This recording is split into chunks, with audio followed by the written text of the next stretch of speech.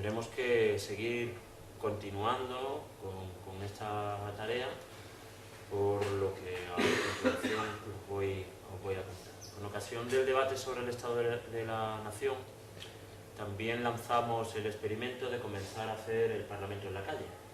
Vamos a seguir con esas experiencias, donde en espacios de cercanía hablamos con personas, con activistas, con militantes de Izquierda Unida, de fuera de Izquierda Unida, para ir convergiendo, para ir anotando y escuchando también cosas que tenemos que trasladar a los ámbitos institucionales donde Izquierda Unida está, y también para conocer mejor cuáles son los conflictos que se están desarrollando. Por lo tanto, también agradezco que desde la organización de Izquierda Unida en Jerez se me haya permitido el conocer de primera mano los conflictos que estáis sufriendo en esta ciudad, y que como consecuencia del ataque privatizador que está practicando la derecha en el conjunto del Estado español, estáis viviendo muy especialmente en esta localidad.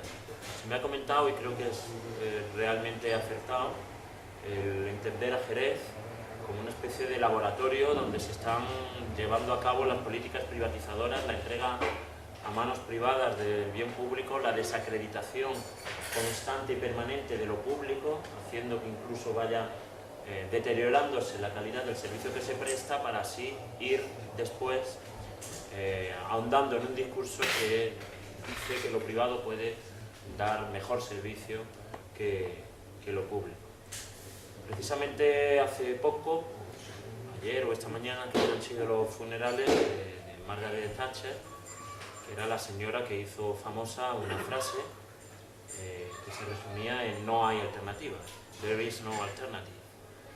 Y resultaba realmente curioso que el Estado británico se haya gastado 12 millones de euros en la ceremonia de entierro con la que está cayendo. Digo más, y con los recortes que se están desarrollando. Esta señora puso en marcha una serie de entendimiento de las cosas que finalmente se ha convertido en hegemónico en el mundo. Sabemos que en América Latina se dieron golpes de Estado, en Chile y en Argentina, para poder imponer mediante la violencia las políticas que hoy se están poniendo en práctica y se están poniendo en marcha en nuestro país.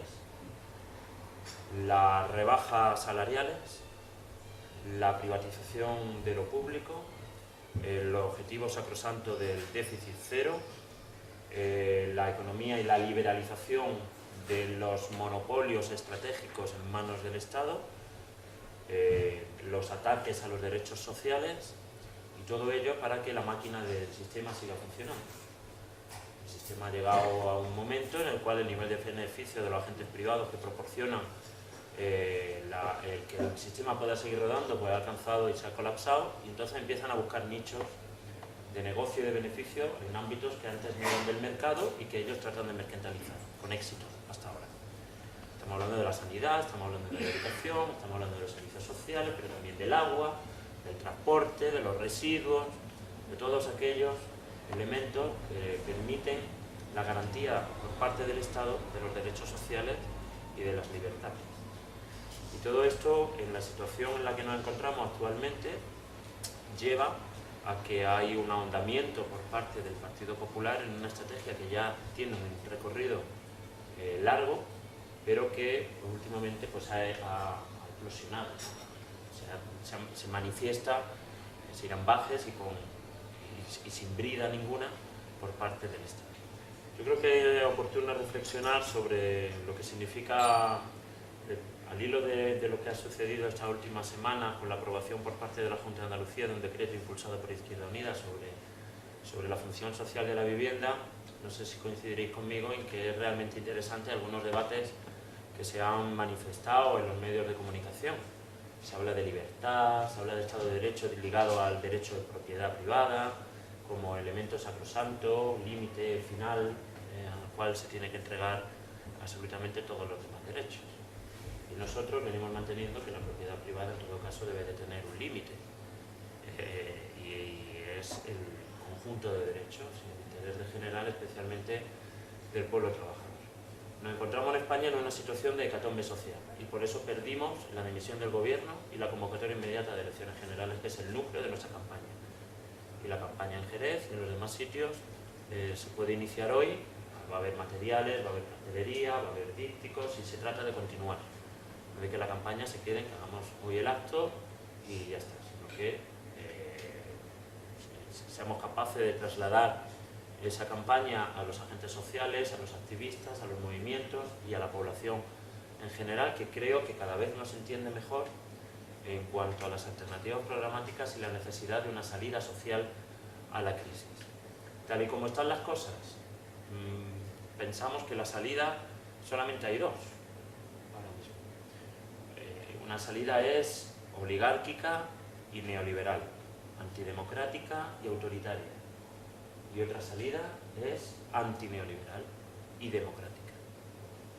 Y nosotros apostamos por una salida antineoliberal y democrática. ¿Esto cómo se hace? Pues acumulando fuerzas. Lo que ha pasado en los países que sufrieron las políticas que ahora se desarrollan y se ponen en práctica en Europa, en el continente europeo, especialmente en los países del sur de Europa, supuso un empobrecimiento general de la población en todos estos países, en América Latina, una degradación objetiva de los derechos humanos. De hecho, hizo falta asesinato, cárcel para poner en marcha el modelo de los neoliberales, de los Friedman, de los Hayek, etcétera, que es un modelo que después se convierte en hegemónico y que nuestros gobernantes en España han venido desarrollando, sean de un signo político o de otro. Por lo tanto, nuestro combate también en España es contra este modelo emanado de la transición, que en lo económico, en lo político, en lo social, en lo institucional, muestra claros signos de agotamiento. Y ante este agotamiento nos encontramos en una situación de crisis, pero de crisis en el sentido que decía Gramsci. Es decir, lo viejo no acaba de morir, no solamente no acaba de morir, sino que se está buscando las vueltas para resistir desde el autoritarismo, desde la imposición, y lo nuevo no acaba de hacer. Vamos perdiendo. En Europa, la izquierda, vamos perdiendo. El reconocimiento de la derrota debe de ser el primer elemento que nos tenemos que asumir, pero a su vez aparecen elementos esperanzadores en el horizonte. Luchas diversas, luchas que se expresan de formas distintas y que en todo caso remiten, y en ningún caso son ajenas, a la tradición histórica del hilo rojo, la desobediencia civil, las ocupaciones de tierra, la movilización en la calle, todos esos elementos de lucha, el apoyo, las sociedades de apoyo mutuo, el apoyarnos unos a los otros, el apoyo alimentario, todo esto es un poco el germen que supuso el movimiento obrero en su momento. Y hay que recuperar la musculatura, y la ciudadanía y el pueblo trabajador tiene que recuperar la musculatura de la movilización, y cuesta trabajo. Cuesta trabajo porque hemos asumido durante los últimos 20-30 años que era verdad aquello de que la historia se había terminado y de que el conflicto estaba acabado. Se lo he comentado a los trabajadores de las empresas públicas y del ayuntamiento, que es lo que hemos tenido ocasión de estar reunido, y decía Warren Buffett eso, que sabéis que decía, uno de los mayores mecenas del mundo, la segunda o la tercera mayor fortuna del mundo. Ahí está Bill Gates, ahí está nuestro compatriota de Zara, Amancio, don Amancio, ese gran patriota, y está Warren Buffett. Warren Buffett en The Economist le preguntaban si él creía que la lucha de clases existía, y respondió que sí, y que iban ganando. Dijo sí, íbamos ganando. Ese entendimiento tan claro que tienen los enemigos de clase, pues es el que nosotros tenemos que propiciar que vaya teniendo la población en España. La hecatombe social a la cual nos está abocando el modelo que se está imponiendo desde la política, en complicidad con la oligarquía que manda financiera, económica en el conjunto del modelo del conjunto del continente europeo, nos está llevando a que un país como España esté en los 6 millones de parados, que estemos, según Eurostat, en el 27% de pobreza, que tengamos a 1 millón de asalariados que, manteniendo su empleo, sin embargo, están por debajo del nivel de la pobreza, que según el informe de UNICEF, hecho público la semana pasada, su informe anual sobre la situación de la infancia en el mundo desarrollado, España ha pasado en 5 años de ocupar el puesto 5º en bienestar de la infancia en el mundo al puesto 19º, y que son, bueno, estos son cifras, son datos. Sin embargo, como sabemos, cada día las cifras nos dicen menos y las necesitamos menos. ¿Por qué? Porque somos nosotros, nuestros vecinos, nuestros amigos, nuestros compañeros, nuestros padres, nuestros hijos, nuestros hermanos, el pueblo trabajador del que formamos parte, el que cada día se encuentra en una situación más calamitosa que además, al contrario de lo que pueda parecer, no facilita en absoluto la generación de un germen revolucionario transformador. Cuando la gente está buscándose sus habichuelas cada día para salir hacia adelante, es muy difícil movilizar, muy difícil, excepto que lleguemos a ese punto que don Carlos y don Federico en el Manifiesto Comunista decían al final, de que cuando ya no tengamos nada que perder, nada más que nuestras cadenas, asumamos que tenemos que seguir combatiendo para construir. Porque en esa dinámica de lucha y de combate entre los que pueden mandar y los que hacen que nuestra vida dependa del trabajo, del salario, etcétera, lo que sí está claro, y la gente joven cobra conciencia cada vez con más claridad, es que las victorias, los derechos sociales, las libertades no son algo otorgado ni regalado, sino que son conquistas. Que son conquistas con lucha, que son conquistas que hay que mantener.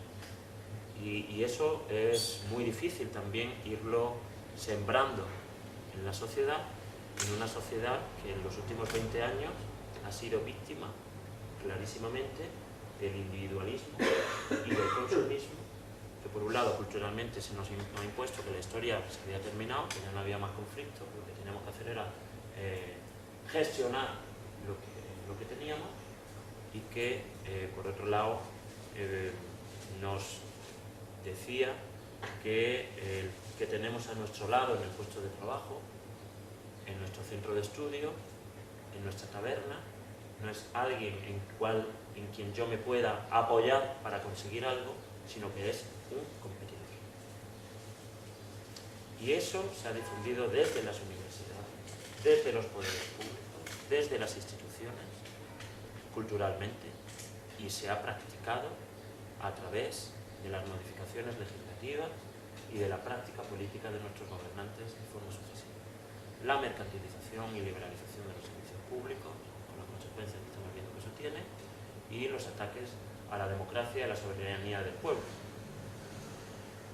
A mí me llama siempre mucho la atención que los que nos llaman al patriotismo, la nación española, sean los mismos del IBEX 35, por ejemplo. En el IBEX 35 hay 272 filiales en paraísos fiscales, en 27 paraísos fiscales distintos. El 90% de las empresas del IBEX 35 tiene al menos una persona en su consejo de administración que ha sido ministro en nuestro país. La conjunción entre los intereses privados y el interés o el poder público pues, se ha dado con muchísima claridad en España y en Europa. Y ahora pues nos encontramos con que ayer mismo el Fondo Monetario Internacional hacía público de nuevo un informe en el cual decía que las previsiones económicas del gobierno en cuanto a desempleo, pobreza, déficit y deuda no se iban a cumplir de ninguna de las maneras. Pero es que no hace falta ser economista, ni hace falta ser filósofo, ni hace falta ser nada. La economía capitalista va de que unos señores venden y otros compran. Y los señores que venden tienen que fabricar cosas con el trabajo de la gente. Y los señores que compran tienen que tener dinero en el bolsillo para comprar. Lo que están practicando, ¿qué es? Pues eso de la devaluación interna, que es ese eufemismo con el que se llama al abaratamiento salarial. ¿Y para eso qué se hace? Nos cargamos los pilares básicos, por ejemplo en España, del Estatuto de los Trabajadores. Y se desmantela toda la legislación laboral. ¿En aras de qué? En aras de que el Estado no tiene que intervenir en la economía. Y esa es la libertad de los agentes, la libertad que nos venden. la libertad entre elegir entre el paro o un empleo de mierda. Esa es la libertad que nos ofrece. Nosotros la libertad que queremos es la libertad que hace que una persona, si tiene hambre, es muy difícil que sea libre. Tremendamente complicado. Y si tiene hambre él y los suyos, más difícil. Y por ahí va un poco los planteamientos. A nivel político que hacemos del análisis de lo que está sucediendo. De esa conjunción de intereses que tienen su expresión política y que hacen que el Congreso de los Diputados de nuestro país haya quedado, como dice Jesús Vicentella, para discutir sobre dónde se fuma o sobre prohibir los toros, pero no sobre los debates y las decisiones que pueden y de hecho afectan a las condiciones de vida y de trabajo del pueblo. Y en esas estamos.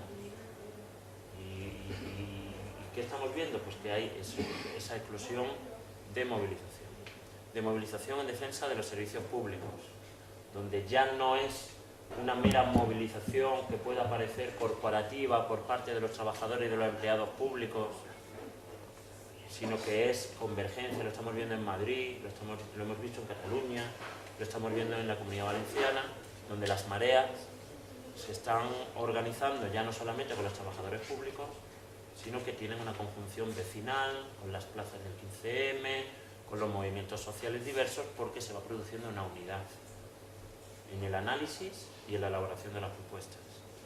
Al igual que sucede con las últimas huelgas generales, donde hemos visto que ya, aunque el seguimiento de la huelga pues, se ha producido evidentemente en aquellos centros donde los trabajadores pueden hacer huelga, porque en el McDonald's no se puede hacer huelga, en los bares no se puede hacer huelga, en los sitios donde hay precariedad no se puede hacer huelga. Pero, sin embargo, los grandes centros productivos que quedan, en los sitios donde hay mayor estabilidad en el empleo y mayor capacidad de resistencia, sí se ha hecho huelga, pero fue muy importante las manifestaciones que por la tarde se pudieran hacer. Y donde ahí sí se vio una convergencia de las plazas, de las mareas y del movimiento obrero tradicional. Y yo creo que por ahí tiene que ir un poco el sentido del trabajo diario de nuestra organización. No os lo tengo que explicar a los jerezanos y a la jerezana, porque a nivel local lo estáis trabajando perfectamente. Lo que estáis sabiendo, estar en el conflicto, poner el trabajo en la institución al servicio del conflicto y del reforzamiento de uno de los dos lados del conflicto y a la elaboración de alternativas. Con esas tres cosas es por donde vamos bien. Y es por lo que nosotros queremos poner esta campaña en marcha, que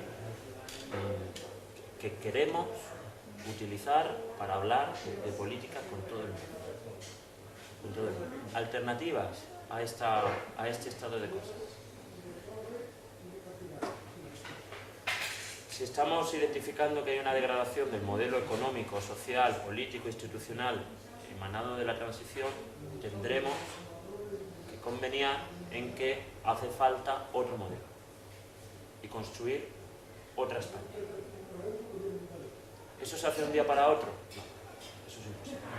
Hablamos de proceso constituyente, de que mañana vamos y se convoca unas elecciones constituyentes para elegir una asamblea constituyente en España. No. ¿De qué hablamos? De que tenemos que sumar y acumular fuerzas para que ese proceso constituyente necesario se dé en las mejores condiciones para nosotros. Para que en Venezuela hubiera un proceso constituyente, o para que lo hubiera en Bolivia, o para que lo hubiera en Ecuador, hizo falta acumular muchas fuerzas de movilización social, encontrar un sentido unitario a esas luchas y establecer un referente político que fuera representante, no, sino que estuviera en el conflicto. Es decir, Izquierda Unida no aspira a ser un mero representante en las instituciones de las luchas. No, Izquierda Unida es lucha. Las instituciones cumplen un papel, igual que lo cumple la calle, igual que lo cumple la militancia, igual que lo cumple la ciudad. Fijaros, en Venezuela, el Caracazo. Venezuela, el Caracazo del 89, cuando la situación de pobreza y de miseria de la gente hace que la gente salga a la calle, ¿a qué? A asaltar los supermercados, a los sitios donde había bienes para poder comer, y la represión que conllevó. O lo que dicen el golpe de Estado de 1992. Chávez logra empezar a hablar de una coherencia entre el poder militar, los movimientos sociales, y dice, bueno, he fracasado de momento, ¿no? El famoso de momento. El tío sale en el 94 de la cárcel y se dedica 5 años a recorrerse el país, a hablar con colectivos sociales, a recoger propuestas y a ir identificando cuestiones. Y llega la elección en el 99, ¿y qué hace? No vence diciendo que es socialista, ni que va a construir el socialismo del siglo XXI. Chávez gana con una plataforma antiimperialista, porque dice, hay unos recursos naturales, energéticos y humanos en nuestro país que nos están robando. ¿Quién nos lo está robando? El imperio. ¿Qué pasa? Que la gente se está muriendo de hambre. ¿Qué alianza hacemos? Antiimperialista. Ni siquiera era antineoliberal. En el propio proceso de construcción se va avanzando hacia una alianza de carácter antineoliberal. Y siendo un proceso constituyente, haciéndose unas elecciones para una nueva constitución, aprobándose la constitución por un amplio margen, siguiendo sumando fuerzas con los movimientos sociales, con la ciudadanía y con la Cámara Popular, tenemos el golpe de Estado del 92 de Carmona. Perdón, del 2002 de Carmona. ¿Cómo se revierte el golpe de Estado? Porque hay gente en la calle que se lo ha creído, que sabe que tiene conciencia, que eso no se hace un día para otro, y se resiste. Pacíficamente desde la lucha social y baja la gente de hacerlo. Pero es que en el 2004 tenemos el paro petrolero, una nueva agresión, se resiste, se viene abajo casi el 12% del Producto Interior Bruto venezolano, y a partir de ese momento es cuando se empieza a hablar de socialismo. Y a partir de ese momento es cuando se empieza a hablar de socialismo. Vemos Bolivia, vemos Ecuador, vemos otros sitios y no hay fórmulas mágicas, solamente es audacia, inteligencia, sensatez y compromiso. Y estar en la movilización, estar en el conflicto y ser capaz de encontrar el sentido unitario de la lucha para buscar la alianza adecuada. Y eso desde abajo para arriba. No con dos señoras que representan a dos siglas que se ven en una mesa en Madrid o en Sevilla y alcanzan un acuerdo para sumar siglas en una sopa de siglas. Eso puede estar bien. Eso puede tener su... En Galicia, por ejemplo, para estas elecciones autonómicas, nos ha seguido. Ha habido una escisión de un grupo del BNG con Izquierda Unida, hemos firmado un acuerdo y había una masa crítica que se ha expresado ahí. Hemos pasado de tener 0 a tener 9. ¿Cuál es el problema que tenemos? En Galicia, la militancia de izquierda en Galicia,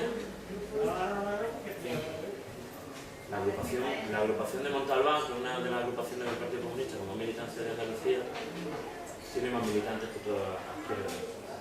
Es decir, somos un gigante electoral, potencialmente, a hombro de un enano político y tenemos que reducir esa distancia como sea. ¿Y eso qué significa? Pues tenemos que utilizar estos tipos de actos para hablar con la gente, para sumar voluntades. Rellenar fichas, con tranquilidad. Ahora, sumar voluntades todas. Sumar voluntades todas. ¿Eso cómo se hace? Insisto, no os lo tengo que decir acá. Estando en el conflicto, estando con la gente, planteando alternativas. ¿Qué alternativas planteamos para España que puedan empezar a sonar y que enganchen con el sentir del pueblo trabajador?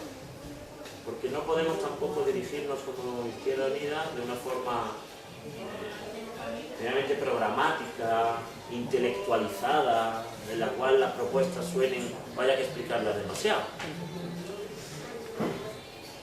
Por ejemplo, nosotros apostamos nosotros creemos que hay sectores de lo que podría ser el capitalismo español que están siendo perjudicados objetivamente por los poderes económicos y por el Estado y por la política del Estado. Estoy hablando de autónomos, estoy hablando de pequeño y mediano empresarios.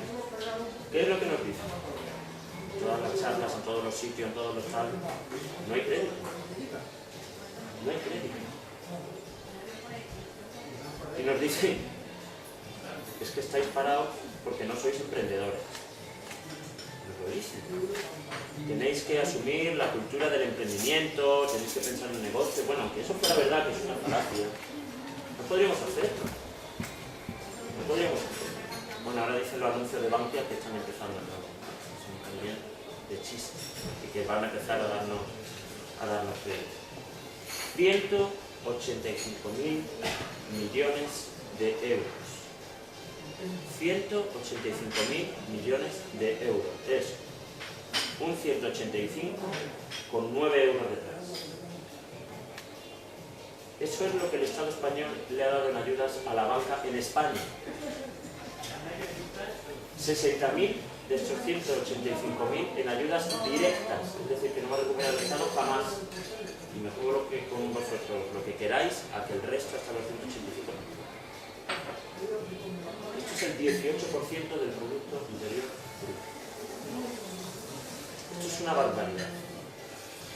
Y esto se ha hecho para salvar y para romper, además con su propia creencia, con su propio catecismo, que cuando no les conviene, lo rompen.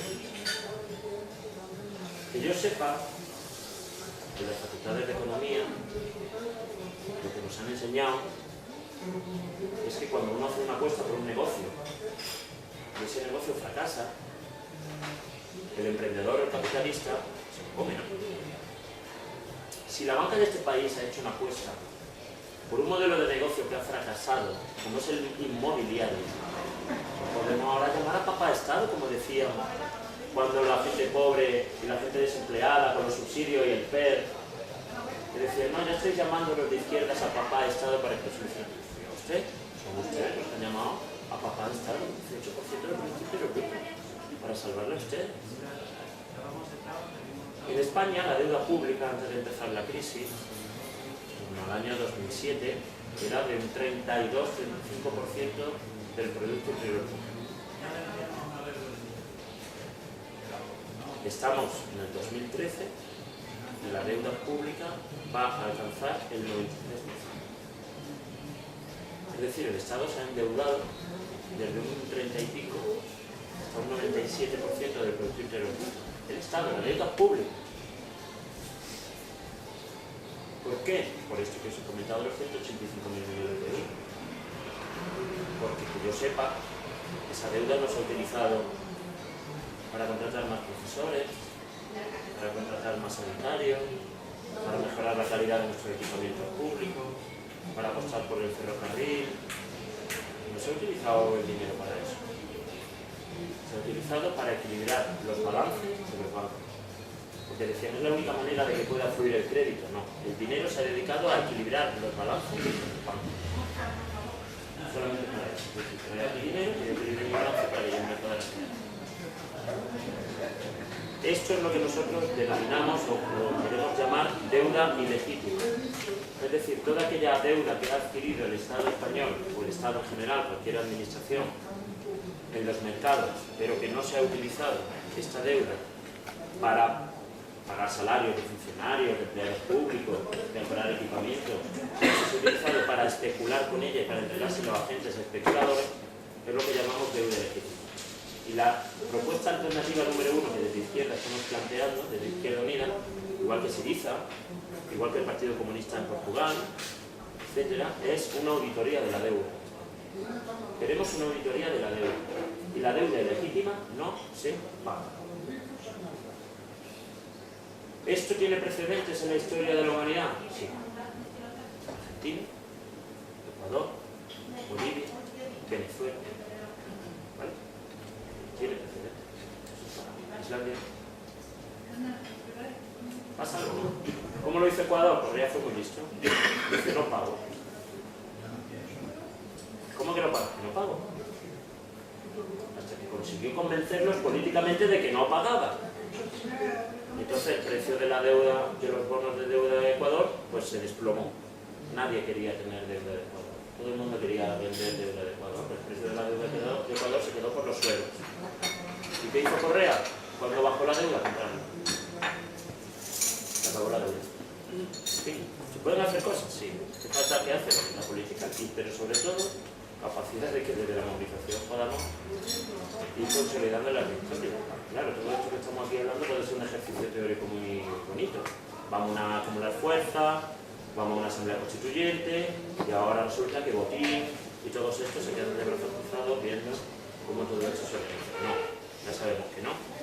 Ahora es como un decretito que ha sacado la Junta de Andalucía con el tema de la vivienda. Le dice la ABC, La Razón, El Mundo, El País, dentro de estos días, de las redes sociales, la taberna mediática, el TDT Party, todos esos. Cierto, insisto, que a veces lo tienen más claro que nosotros. Es un ataque contra la propiedad privada, ya. ¿Qué de esto vale esto? Entonces, ese sería el primer elemento, la auditoría de la DDT. Me estaba refiriendo a las alianzas con los pequeños y medianos empresarios, porque, como decía, el dinero que se ha recibido por parte de la banca no ha ido para fluir el crédito. Yo creo, la experiencia que yo tengo es que los pequeños y medianos empresarios, los autónomos, cuando ahora les hablamos de banca pública, lo entienden mejor. Entienden esa reivindicación. Y si se lo explicamos, mejor. ¿Por qué? Porque una banca pública no solamente en titularidad, sino en un esquema de planificación democrática de la economía, como referiré después, significa e implica que toda la ciudadanía y el Estado, en función de los intereses generales, decide algo tan sencillo como que qué hacemos con el ahorro común. Porque de eso va un banco, de que lo que le sobra a una gente que no se va a gastar el dinero hoy, lo ponen en una cuenta y ese dinero se utiliza para que la gente que necesita el dinero hoy lo pueda usar. Eso es como funciona la banca, no funciona de no, debería de funcionar de esa manera, pero no es así. ¿Cómo funciona? Una banca pública facilitaría el asignar el ahorro privado a proyectos generadores de empleo de calidad o sostenibles medioambientalmente. Por ejemplo, los criterios que pongo encima de la mesa, que podríamos fijar colectivamente para que eso fuera el objetivo del ahorro privado. Y por lo tanto no se da dinero para construir el alocarro rico, no se da dinero para hacer viviendas para especular con ellas, no se da dinero para proyectos empresariales que van a utilizar la precariedad, la temporalidad y generar pobreza. Por lo tanto, banca pública es otro elemento de alternativa clarísimo. Y ya que hablamos de lo público, vamos a más allá. Vamos a más allá. ¿Por qué Repsol es privado? ¿Por qué Endesa es privado? ¿Por qué Gas Natural es privado? ¿Por qué Telefónica es privado? Reivindicamos y pedimos desde Izquierda Unida la nacionalización en los sectores estratégicos. Y energía, telecomunicaciones y electricidad son clarísimamente elementos que creemos que deben de tener papel público, influir en lo público. ¿Qué es lo que estamos viendo? Todo lo contrario. No es que haya intereses privados. Es que incluso el ministro de Asuntos Exteriores o el rey, cuando salen por ahí de viaje, son los abogados, intermediarios y comisionistas de las empresas españolas en el extranjero. Todos. O sea, los maletines se mueven en Moncloa, en la Zarzuela, donde haga falta. ¿Cómo funciona la cosa aquí? Claro. Que de Palma no ha hecho nada que me haya visto hacer en casa, eso suele ocurrir. Eso suele ocurrir en la familia. Fiscalidad. Tenemos la SICAP al 1%. Hombre, a nosotros nos hace mucha gracia que haya salido Rubalcaba esta semana planteando una reforma fiscal por la cual los más ricos paguen más. Es realmente gracioso. Bienvenidos al club. Con todo mi respeto, vamos creando hegemonía, vamos generando hegemonía. No nos duele ninguna prenda en aplaudir iniciativas que vayan por las rentas más altas, pero, hombre, no fue hace 30 años cuando se bajó el impuesto de sociedades por primera vez en la historia de España, del 35 al 30. Tipo real, 11%. Tipo real de las empresas españolas del impuesto de sociedades, 11%. Incluyendo la banca. Incluyendo la banca. No fue hace 30 años cuando el PSOE hizo una reforma fiscal para poner los impuestos a las clases más pudientes o eliminando el impuesto de patrimonio.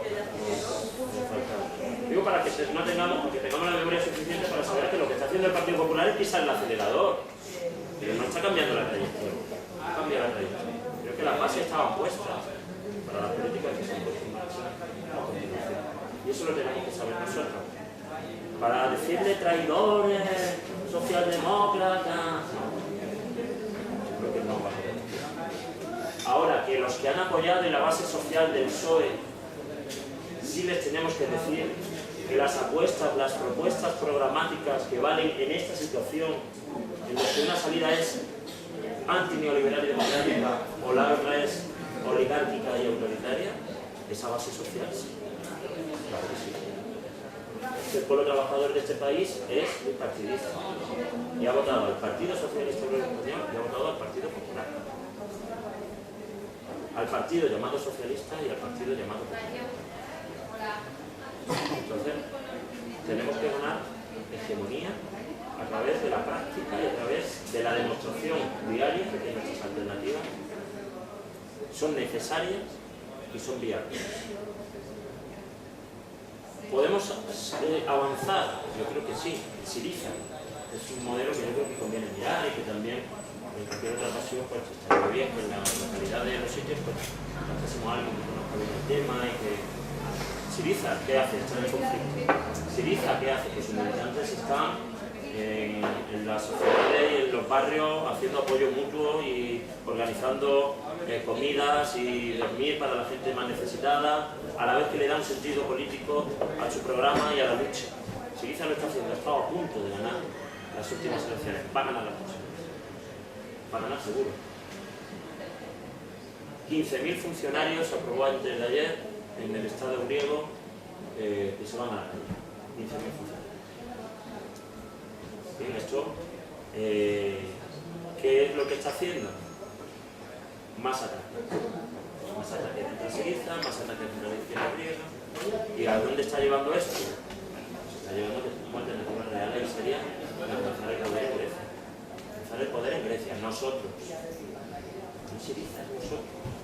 Que la perspectiva tiene que ser también cada vez más europea. Y no nos creamos eso de que Syriza lo que quiere es sacar a Grecia del euro. Syriza lo que quiere es no pagar la deuda, nacionalizar la banca, nacionalizar los sectores estratégicos y por lo tanto el debate no es economicista sobre si nos salimos o nos metemos en el euro. El debate es político, porque si hace eso Syriza y el gobierno griego a lo mejor son otros los que expulsan a Syriza de la Unión Europea. Lo del euro ya vemos. Creo que hablo con los compañeros de Syriza que ellos no tienen ninguna intención de dejar el euro como moneda de referencia.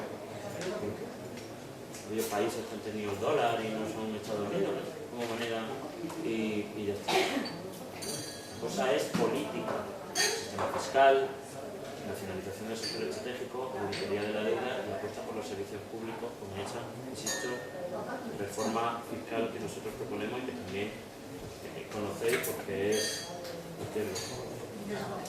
y luego, con todo esto, lo que creemos es que de nada sirve, y siendo coherentes con esta apuesta, porque el conflicto nos haga crecer políticamente y ir acumulando fuerzas políticamente, de nada sirve seguir adoptando una postura que la izquierda europea ha adoptado en los últimos años, en los últimos lustros.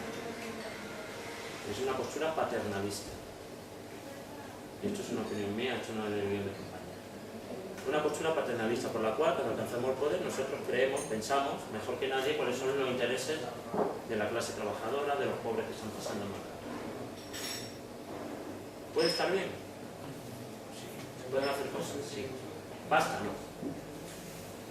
Si se hubiera adoptado esta postura paternalista por parte del gobierno bolivariano en Venezuela, no hubieran bajado los pobres de los cerros en Caracas a defender la revolución. Nunca. Nunca. ¿Cómo se supera el paternalismo? A través del empoderamiento popular, a través de la democracia participativa. Es lo único. O sea, se nos mete en la cabeza que todo pedacito pequeñito de poder institucional que arañemos al sistema para devolvérselo al pueblo. Todo. Todo. ¿Por qué? Porque además tenemos que empoderarnos, tenemos que volver a aprender muchos y otros tienen que aprender porque no nos lo han enseñado en la escuela, ni hemos tenido escuela de militancia, a dialogar, a deliberar, a levantar la mano, a ganar votaciones, a convencer al otro, a perder votaciones. ¿En qué contexto? En el contexto del análisis de cuáles son las alternativas en cada barrio, en cada comunidad, en cada ciudad, en cada país, de cuáles los recursos que tenemos y cosas así. Eso es solamente presupuestos participativos, ¿no? Por ejemplo, control social y democrático de los servicios públicos. No no la encuesta que nos da el SAS en la puerta del hospital cuando vamos. Eso está bien. A veces se la dan nada más que al que sabe que se la pasa bien. ¿No? Bueno. Lo rellena aquí. Estoy hablando de algo organizado. Y es donde podemos tener un control de cómo se asignan los recursos, sea yo usuario, ¿no?, de ese servicio. Porque la sanidad es universal, la educación es universal, y esa es la mejor manera de que la transparencia avance. Lo demás son parches. Ley de transparencia por la cual la Casa Real va a dar explicaciones, bla, bla, bla. Aquí no hay mayor transparencia que sea el pueblo que tome las decisiones de asignación de los recursos limitados. ¿He hecho una utopía? Pues no, se está haciendo en otras partes del mundo. ¿Se va a hacer mañana aquí en nuestro país? Bueno, hay muchos pueblos, muchas ciudades que tienen los presupuestos participativos que han funcionado y han venido funcionando mal de bien, en un contexto, como he dicho, de pensamiento único, de liberalismo, etc. Pero podemos ir sumando ahora los presupuestos participativos, tenemos que ponerlo en marcha la Junta de Andalucía. Vamos a eso. Vamos a eso. Porque cuando la gente es consciente de que su lucha es la que de verdad está ahí representada, podrá defenderlo contigo. No es que tú te has equivocado en tu visión paternalista identificando mal la necesidad de la gente, sino que tú eres gente. Y lo único que haces es, como decía su comandante, mandar obedeciendo. Y todo esto creo que se llama en nuestro país Tercera República. En nuestro país se llama Tercera República. República es cambiar, como nos dice Pedro J. o Mansón o otros de estos republicanos, bueno, Mansón no, Federico. Se están haciendo republicanos que es cambiar el rey por un presidente de la República. República es antes de 1981, República es, si me acordáis, antes de 1792, República es que no haya intereses privados con capacidad de poder y de influencia o de condicionar, con capacidad de condicionar las decisiones soberanas que adopta la República, el pueblo. Eso se puede llamar monarca, eso se puede llamar banca, eso se puede llamar oligarquía empresarial, eso se puede llamar iglesia católica. De todas esas formas se puede llamar intereses privados de honda raíz en nuestro país y que deciden por nosotros lo que hacen los poderes públicos, atentando contra la soberanía del pueblo y contra los intereses del pueblo. Eso para nosotros es república. Que no haya ningún interés privado por encima de lo que colectiva y democráticamente decidimos que es el bien público. Y eso significa también resistencia, significará lucha, y significará enfrentar riesgos, agresiones de todo tipo por parte de los demás. Mientras tanto, y vamos llegando a ese momento, tenemos que seguir acumulando fuerza. Ahora creemos, desde Izquierda Unida, que una manera de aglutinar fuerzas es pedir la dimisión del gobierno de Rajoy, la convocatoria de unas nuevas elecciones para abrir un nuevo rumbo en nuestro país y para que nos dé la oportunidad de seguir explicando a la ciudadanía, especialmente al pueblo trabajador, que hay alternativas, que estas alternativas son cada día más necesarias, pero que sobre todo, y lo mejor de todo, es que son viables.